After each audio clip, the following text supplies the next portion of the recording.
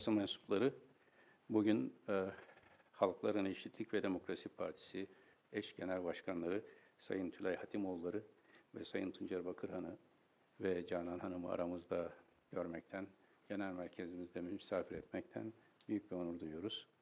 Partiler arası diyaloğun son derece önem taşıdığı günlerden geçiyoruz. Bu çerçevede kendilerinin bizden bir görüşme talebi olmuştu. Dolayısıyla sebebi ziyareti izah etmek bakımından önce kendilerinin söz almaları daha uygundur. Buyurun. Siz nasıl uygun görüyorsunuz eş başkanlarım? Değerli basın emekçileri, değerli heyetlerimiz, hepinizi sevgiyle selamlıyorum. Öncelikle Gelecek Partisi Genel Başkanı Sayın Davutoğlu'nun heyetiyle birlikte göstermiş olduğu misafirperverlikten dolayı kendilerine çok teşekkür ediyorum. Oldukça geniş değerlendirmelere fırsat sağlamış oldu bize bu görüşme. İki temel gündemimiz vardı elbette. Biri kayyum meselesi, biri 1 Ekim'den bu yana Türkiye'nin bütün gündemini belirleyen önemli gelişmeler oldu. Bu konuları kendileriyle istişare ettik, görüş alışverişinde bulunduk. Ve tabii kayyum meselesi bizlerin, Türkiye'nin, Türkiye demokrasisinin oldukça muzdarip olduğu konulardan birisi ve oldukça önemlidir. Kayyum atamalarına dün olduğu gibi bugün de karşıyız. Kayyum, Türkiye'de erken dönemde elde edilmiş olan seçme ve seçilme hakkının ortadan kaldırılması demektir. Seçme ve seçilme hakkının demokraside olmazsa olmaz kurallarından birisidir demokrasinin. Bir toplumdan seçme ve seçilme hakkını elinden aldığınız zaman demokrasi adına hiçbir şey kalmaz geriye. Ve ne yazık ki şunu belirtmeliyim ki iki dönem, bundan önceki iki dönemde HDP belediyelerine atanan kayyımlar şimdi artık Türkiye'nin batısına sirayet etmiştir. Esenyurt'a da kayyım atanmıştır. Ve geçmiş dönemde yine tanıklık ettiğimiz üniversitelere atanan kayyımlar, işte yandaş olmayan kimi ticari şirketlere dahi atanan kayyımlar bir rejim haline dönüşmüş durumdadır.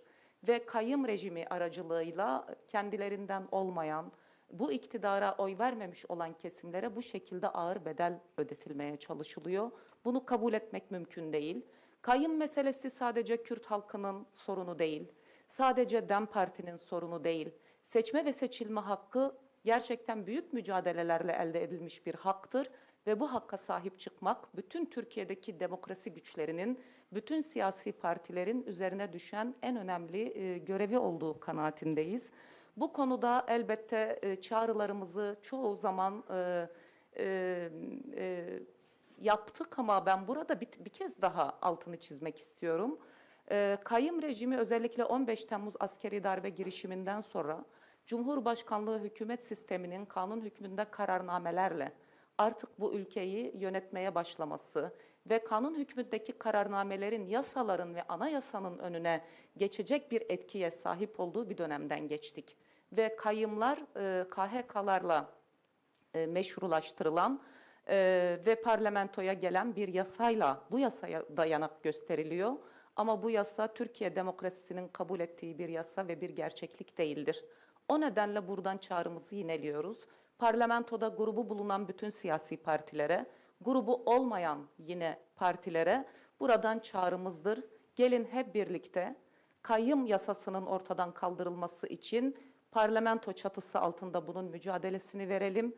Bununla ilgili bir kanun teklifinde bulunalım ve bu konuda yine iktidarın milletvekillerine seçme ve seçilme hakkına saygı duyan, bunun öneminin farkında olan milletvekillerine, parlamenterlere de buradan çağrı yapmak istiyorum. Gelin kayyım yasasını parlamento çatısı altında çıkaracağımız bir yasayla hep birlikte ortadan kaldıralım. Yine değerli basın emekçileri, değerli kamuoyu, Türkiye kamuoyu, aynı zamanda bizler bugün özellikle 1 Ekim'de MHP Genel Başkanı Devlet Bahçeli'nin 1 Ekim'den sonra yaptığı açıklamaları da ve elbette bu çerçevede Kürt sorununun bölgemizde barışçıl ve demokratik çözümünü de istişare ettik. Elbette biz mesajlarımızı iki eş başkan olarak da partimiz adına söz kuran her kesimden de çağrımız ve mesajımız çok netti. Evet, bu ülkenin barışa ihtiyacı var. Evet, Orta Doğu coğrafyasının barışa ihtiyacı var. Uğrunda mücadele ettikleri, uğrunda daha doğrusu kavga ettikleri ve savaştıkları petrol kadar insan kanı var o topraklarda. Ve artık gelin akan kanı hep birlikte durduralım. Ve gelin anaların gözyaşını hep birlikte dindirelim. Bunun yolu çok kolaydır. Kürt halkı, Türk halkı gibi bu toprakların kadim halkıdır. Kürt halkı, Türk halkı ve diğer bütün halklar gibi bu toprakların bu güne gelmesinde ağır bedel ödemiş bir halktır. Ve Türk halkı başta olmak üzere bu ülkede Kürt halkı ve diğer bütün halklarla elbette barışı, kardeşliği ve Türkiye'lilik kimliği üzerinden ve Türkiye yurttaşlığı üzerinden pekala çok küçük düzenlemelerle alınacak çok yol vardır. O nedenle biz buradan yine parlamentoda grubu bulunan ve bulunmayan bütün siyasi partilere, Türkiye'deki bütün demokrasi güçlerine, Türkiye'de barış yanlısı, demokrasi yanlısı olan her kesime, Türkiye'de barışın türkülerinin söylenmesini isteyen, Orta Doğu coğrafyasında kan ağlayan Orta Doğu coğrafyasında barışın türkülerinin esmesini isteyen her kesime buradan bir kez daha çağrı yapıyoruz. Barış için, onurlu bir barış için gelin hep birlikte elimizi taşın altına koyalım. Demokratik bir zeminde bizler barışı gelin hep birlikte büyütelim. Ve pekala bütün Türkiye ve dünya kamuoyu takdir eder ki Orta Doğu'da bir savaş tamtamlığının estiği bir süreçten geçiyoruz. Çok ifade ettik, burada tekrar etmek isterim. Kızıldeniz'de savaş gemilerinin namluları neredeyse dünyadaki birçok ülkenin savaş gemilerinin namluları Orta Doğu halklarına dönmüş durumda. Burada yapılması gereken en önemli şeyin bölge halklarının dayanışmasını, bölge halkları arasında o sınırları tanımayan barış duygusuyla birbirimize elimizi uzatmamız gereken bir dönemden geçiyoruz. İşte böylesi bir dönemde Kürt sorununun barışçıl ve demokratik çözümünün sadece Türkiye değil, Orta Doğu halklarına, bölge halklarına da ve bu savaş tamtamlığına karşı barışla cevap vermek açısından da çok önemli olduğunu düşünüyoruz. O bakımdan buradan da çağrımızı yineliyoruz. Gelin hep birlikte barış köprüsünü kuralım diyoruz. Ben tekrar ev sahipliğinden dolayı Sayın Başkanımıza ve heyetine teşekkürlerimi sunuyorum. Gerçekten oldukça keyifli, aynı zamanda entelektüel niteliği de yüksek bir sohbetimiz oldu. Bundan dolayı da bir kez daha teşekkürlerimizi sunuyorum heyetimiz adına. Ben de çok teşekkür ediyorum. Gerçekten farklı tecrübelerden, farklı siyasi hareketlerin içinden gelerek bu ülkenin eşit vatandaşları olma özellikleriyle çok güzel bir sohbet etme imkanı bulduk.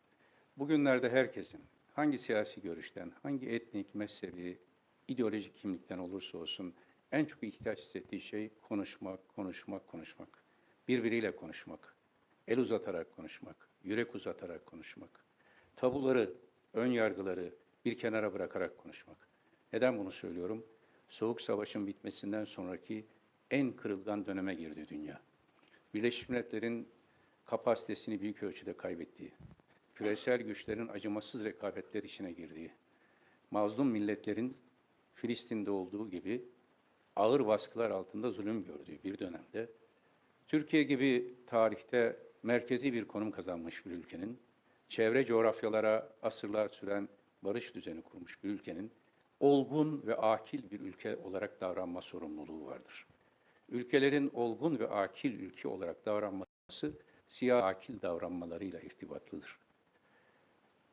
İsrail'in Gazze'de sürdürdüğü soykırım, Lübnan'a yaydığı savaş, her an İran'la patlayabilecek bir savaş, Ukrayna'da süregelen savaşlar ve son olarak Amerika'da öngörülemezliğiyle bilinen Trump'ın iş başına gelişiyle görev alan kritik konumlara gelenlerin geçmiş kimlikleri itibariyle daha uç noktalarda Siyonist düşünceleri de savunduklarını açıkça ifade eden kişilerin iş başına geliyor olmaları, bölgede yeni bir sömürgeci dalganın oluşma ihtimalini güçlendiriyor.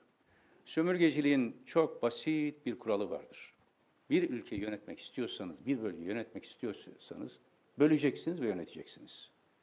Orada kalıcı bir unsur değilseniz parçalayacaksınız, çatıştıracaksınız.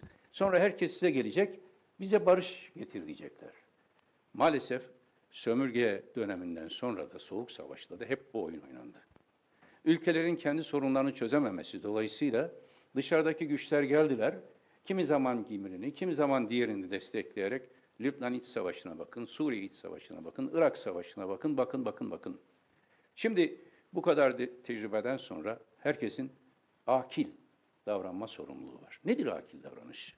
Tecrübeden ders almak. Nedir akil davranış? Ortak paydaları çoğaltmak, görüş ayrılıklarını minimize edecek bir diyalog kapısını açık tutmak. Türkiye'de son dönemde bizim en fazla karşı çıktığımız şey kutuplaşmaydı. Kutuplaşılan dünyada, kutuplaşılan siyasette kişilerin fikirleri değil, ön yargıları çarpışır. Ve kutuplaştıkça insanlar birbirlerinden koparlar. 1 Ekim'den bu yana beni şahsen çok mutlu eden gelişme şudur. Kimin ne söylediğinden bağımsız olarak ilk kez kutupların uç noktalarında olduğunu düşünen insanlar, fikirler ve partiler arasında bir diyalog zemini ortaya çıkıyor. Sayın Bahçeli'nin açıklamalarını ilk günden itibaren destekledim. Birçok kişi eleştirirken geçmişte Sayın Bahçeli ile çok ciddi siyasi mücadeleler vermiş, bazen de ağır ithamlara maruz kalmış bir siyasetçi olarak hep Sayın Bahçeli ile o temaslarımız oldu. Arkasında durdum. Neden? Çünkü tam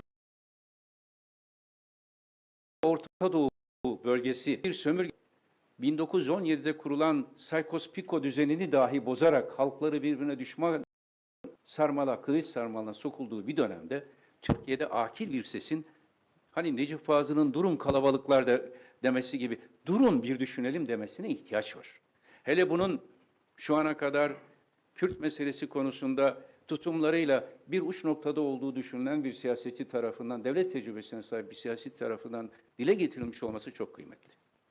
Ve bu iklime de olumlu etki yaptı. Biz Gelecek Partisi olarak zaten eskiden beri Türkiye'de bütün bu sorunların çözümünün demokrasiden geçtiğine inandık. Ancak demokrasiyi savunanların, demokratik hak ve özgürlükleri savunanların aynı ölçüde savunmak durumunda oldukları ikinci temel ilke kamu düzeni. Terörün, şiddetin, mafyanın kamu düzenini bozmasına izin vermek, demokrasinin önünü kapatmak demek. Demokrasiyi savunanların aynı kararlılıkla kamu düzenini ve her tür şiddet içeren yapılanmalara karşı da tutumu sergilemesi lazım. Güzel bir iklim oluştu. Bu bağlamda değerli eş başkanlarla hem tecrübelerimizi paylaştık, hem onların fikirlerinden istifade ettik. Bundan sonra da görüşmelere devam edeceğiz. Ben de arkadaşlarım da her partiyle görüşmeye hazırız, açığız. Şimdi bu iklim değişikliğinden nasıl istifade edebiliriz? Benim arkadaşlarımla dün gece geç vakte kadar da milletvekillerimizle, parti başkanı kurulu üyelerimizin bazı arkadaşlarla toplantı halindeydik. Bu sorunun 3 ayağı var. 3 ayağı var bu meselenin. 1, demokrasi Türkiye'nin bütünüyle demokratikleşmesi ayağı. Mesele sadece Kürtlerin, mesele sadece Alevilerin, mesele sadece muhafazakarların, laiklerin meselesi değil. Demokratikleşme derinleştikçe demokrasi, sorunların çözümü kolaylaşır. Hep beraber demokrasimizi derinleştirmemiz lazım. Söylemden gerçek bir demokratik kültüre geçmemiz lazım. Ve bunu yaparken kamu düzenini de asla taviz vermeden çözüm sürecinin aksama sebeplerini üzerinde de konuştuk çok. Geçmişte yapılan hataları da açık yürekle paylaştık. Kamu düzenine rağmen bir çözüm süreci olamaz. Ama kamu düzeni adına da kimse devlet otoritesi deyip demokratik hakları askıya alamaz. İkisinin dengesini kuracak akil olgunluğa Türkiye Cumhuriyeti geldi, bizler geldik. İkinci önemli ayağı Türkiye'nin tümüyle demokratikleşmesi yanında Doğu ve Güneydoğu Anadolu'nun çok köklü sorunlarına cevap oluşturacak adımlar atmak.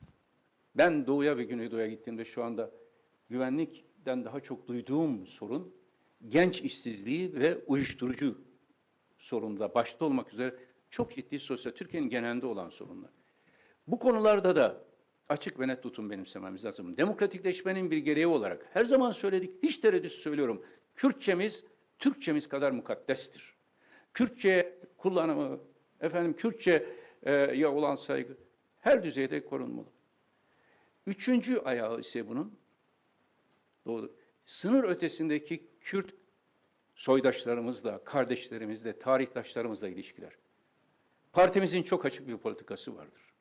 Türkiye'de bulunan her etnik ve mezhebi kimliğin sınır ötesindeki uzantıları bizim gönül kardeşlerimizdir, soydaşlarımızdır. Dolayısıyla Suriye'nin kuzeyinde bir Kürt, bir Türkmen, bir Arap, Laskiye'deki bir Nusayri, Halep'teki bir Sünni bir acı hissederse biz yüreğimizde hissederiz. Aynı şey Irak için de geçerli. Akil devlet olmak, tehdit odaklı düşünmeyi değil, vizyon odaklı düşünmeyi gerektirir. Suriye'deki Kürtlere de, Irak'taki Kürtlere de mesajımız açık ve net olmalı. Sizler bizim ortak kader birliği yaptığımız, asırlarca beraber yaşadığımız kardeşlerimizsiniz. Aramıza hiçbir küresel gücün girmesine izin vermeyelim.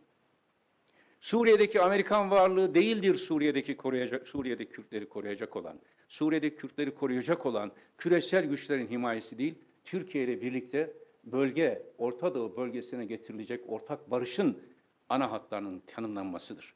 Bu Kuzey Irak için de geçerli. İnşallah önümüzdeki hafta Kuzey Irak'ta, Duhok'ta bir konferansa katılacağım. Irak Cumhurbaşkanı, Başbakanı ve Irak Kürdistan Bölgesi Yönetimi yetkilileriyle birlikte. Orada da bunları ifade edeceğim. Öyle bir döneme giriyoruz ki, ya Orta Doğu'nun kadim halkları,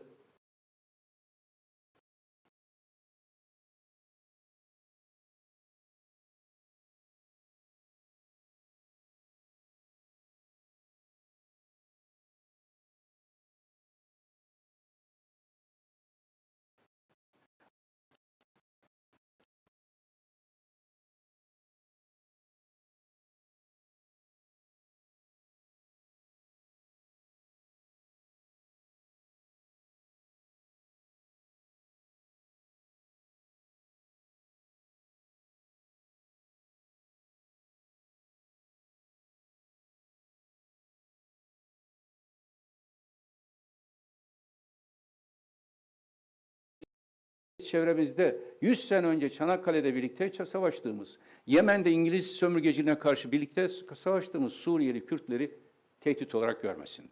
Ama orada da herhangi bir terör veya Türkiye karşıtı bir örgütlenmeye de tevessül edilmesin. Aslında sorun çok köklü ve derin bir sorun değil. Çok doğru söyledi Sayın Hatimoğulları. Küçük adımlarla öyle mesafe alırsınız ki herkesi şok edersiniz. Sayın Bahçeli'nin açıklamalarının önemi sadece açıklamaların muhtevası değil, o söylemdeki önemli bir değişimdir. Hepimizin bu iklimi de değerlendirmesi lazım. Geçmişte itiraf etmişiz. Eder siyasiler ihtilaf.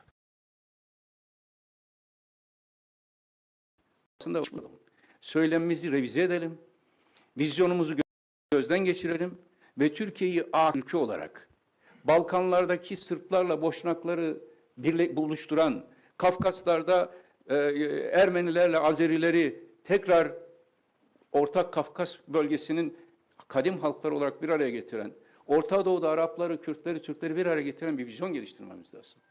Çevremizde bir barış havzası oluşturmamız lazım. Çünkü çevremizde biz bu barış havzasını kuramazsak, emin olunuz Amerika'daki yeni yönetim ve başkaları çevremizi bir savaş, bir ateş çemberine dönüştürecekler.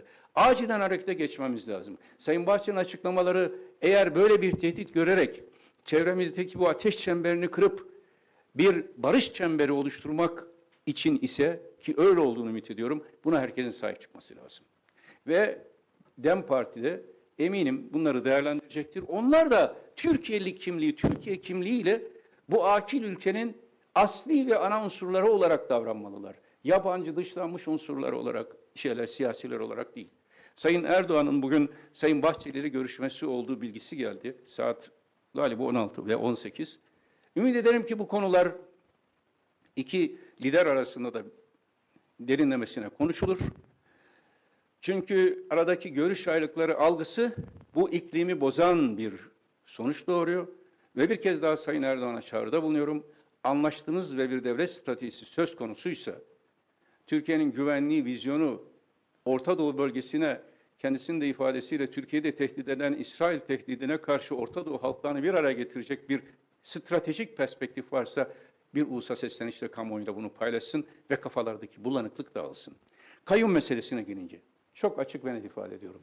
Partimiz 2019 yılında kurulurken yazım heyetinde bulunan arkadaşlarım da burada çok açık ifadelerle vurguladığımız hususlardan biri her tür kayyum uygulamasına karşı olduğumuzdur. Çok doğru ifade ettiler Sayın Hatimoğulları. Sadece belediyelerde değil, şirketlerde, üniversitelerde, bunu da acısını yaşamış biri olarak söylüyorum. Kayyum denilen şey geçici bir tedbir olarak, hukuki tedbir olarak yer alıyor. Türkiye'de ise kalıcı bir düzen haline dönüştü. Dolayısıyla kime uygulanırsa uygulansın, en karşıt olduğumuz siyasi görüşlerini benimsemediğimiz birine dahi uygulanmış olsa kayyuma karşıyız. Peki kayyuma karşı olmak yeter mi? Yetmez. Eğer karşıysak, bütün muhalefet partileri de bunda bir araya gelmişse, işte arkadaşlarımıza da, meclisteki arkadaşlarımıza da söylüyorum, kayyumla ilgili bir düzenleme yapıp bir daha insanların emekleriyle oluşturdukları şirketlere, milyonlarca insanın oy verdiği belediyelere veya üniversitelere kayyum atamak yerine hukuki yöntemlerin doğru tanımlandığı, ola ki şunu da ifade edeyim, ben dahil, başbakanlık yaptığım dönemde de hiç kimse hukuktan azade değildir. Belediye başkanı suç işleyebilir.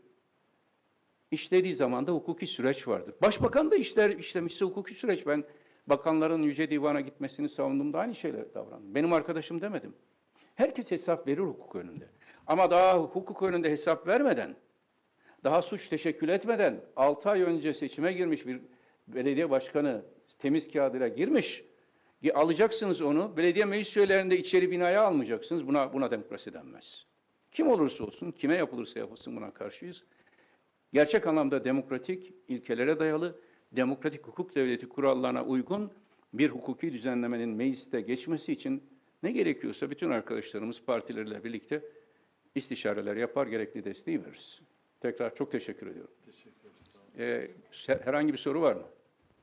Sayın Genel Başkan benim de ama bugün Cumhurbaşkanı Erdoğan ve MHP lideri Bahçeli bir görüşme yapacak. Bahçeli'nin meclis çağrısının ardından Cumhurbaşkanı Erdoğan'dan bu konuya ilişkin bir cümlede bulunmadı.